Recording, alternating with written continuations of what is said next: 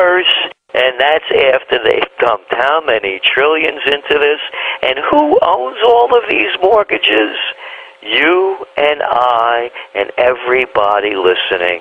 Backed by Fannie Mae, Freddie Mac, and FHA.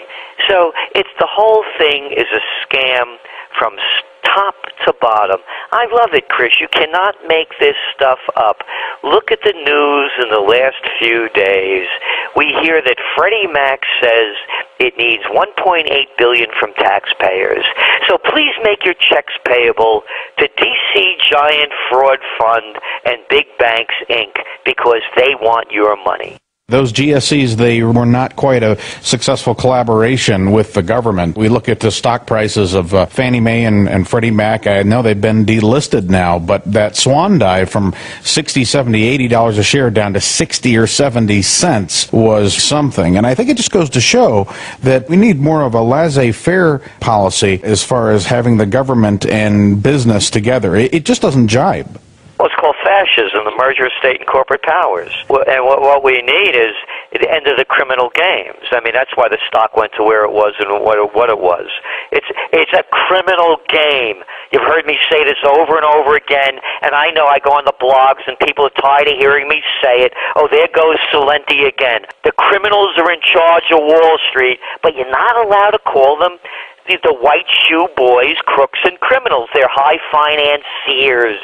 They're the Goldman Sachs gangs and the Merrill Lynch mob and the J.P. Morgan Chase crooks. That's all it is. The whole thing is a criminal enterprise, and as you well said, it's the merger of state and corporate powers. Yeah, this isn't capitalism, folks. Capitalism, you rise and fall on your own merits. You don't get bailed out because your buddies are running the government. I wanted to move on, if we could, to the unemployment situation, Gerald. With 9.5% unemployment rate, many are asking just where all these jobs to pull us out of the recession are going to come from. Plus, we're now facing a world where millions of domestic positions have been shipped offshore and are performed for pennies on the dollar. Unless the government plans to employ all of us, I just don't see a simple solution here. Well, you said it. Where are the jobs? And the jobs are overseas. That's where they are. They sold us out. And that's as simple as that. It began with Reagan and escalated under Clinton. And it went into high gear with Clinton, and Bush kept it going. They sold us out. As I said, they turned us into a nation of clerks and cashiers and shelf stockers. We're not going to have the jobs, and let's go to the 9.5 that you just mentioned. It's not 9.5. Again, only in a corrupt system could they make up such a scam that once you're off the unemployment rolls, you're no longer unemployed.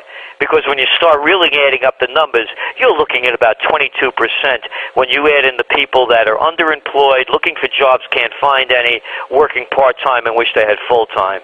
It's only going to get worse.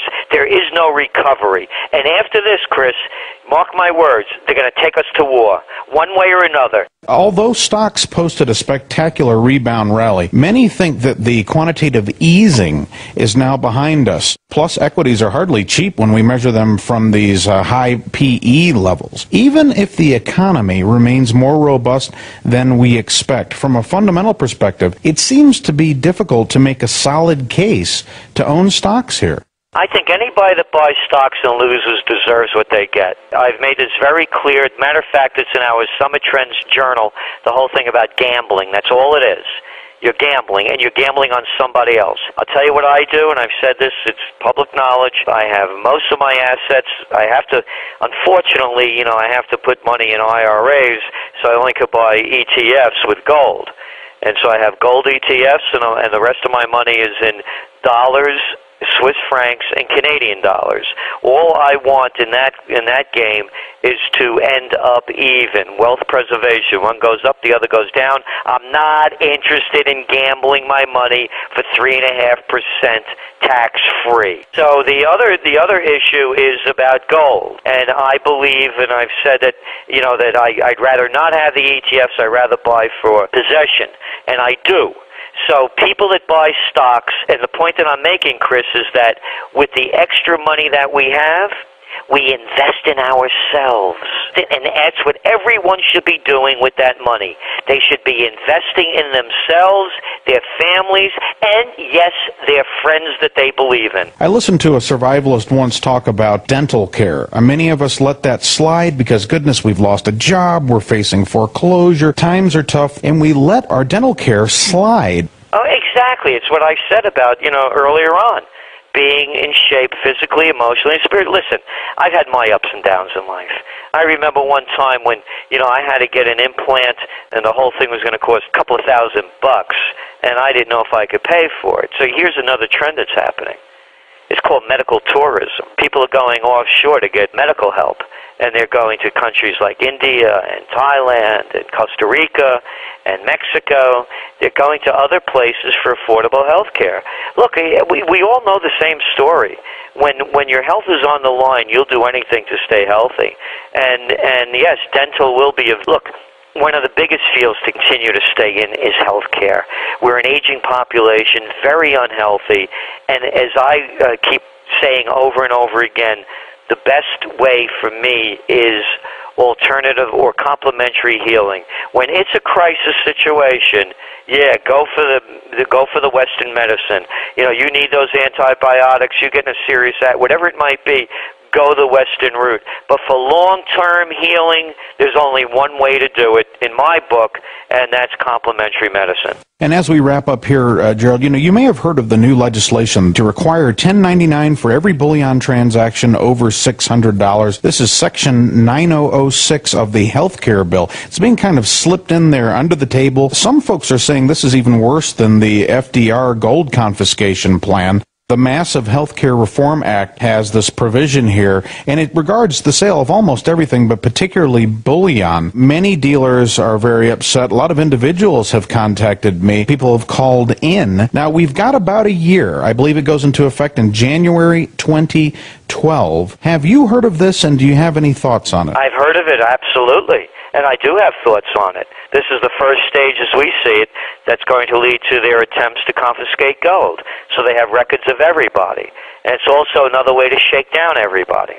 It's squeeze the little people, whether it's squeezing that little kid selling lemonade in Portland, Oregon. You heard about that story. They busted her little lemonade stand because they want to protect our health, and they're doing the same thing here. So they're going to keep robbing the little people, getting every penny that they can, and everyone knows that is into gold that, to me, it's the only commodity that I can trust. And when the world knows that, you're going to start seeing the paper currencies collapse. And this is their way of pulling another Federal Emergency Banking Act. Congressman Dan Lundgren has introduced that H.R. 5141, so hopefully that will garner the support it needs to repeal that 1099 requirement. But we'll have to watch this very closely. Gerald, I'm sure many listeners would like to find out more about your Trends Journal as well as your website. They could go to trendsjournal.com. That's trendsjournal.com. And also, Chris, we know that people are having a difficult time, so we have a discount request page there. And just fill out the form. We try to make the Trends Journal available to everyone because we want people to be prepared and be part of the 20% solution. The people that care enough about this country that want to turn it around. And that's what the Trends Journal is. It prepares you for the future so you don't go down with this ship, and you could avoid the pitfalls and gain the opportunities that are present. Okay, Gerald. Well, as always, I want to thank you for joining me on the broadcast, and have yourself a profitable week ahead. Okay, thank you.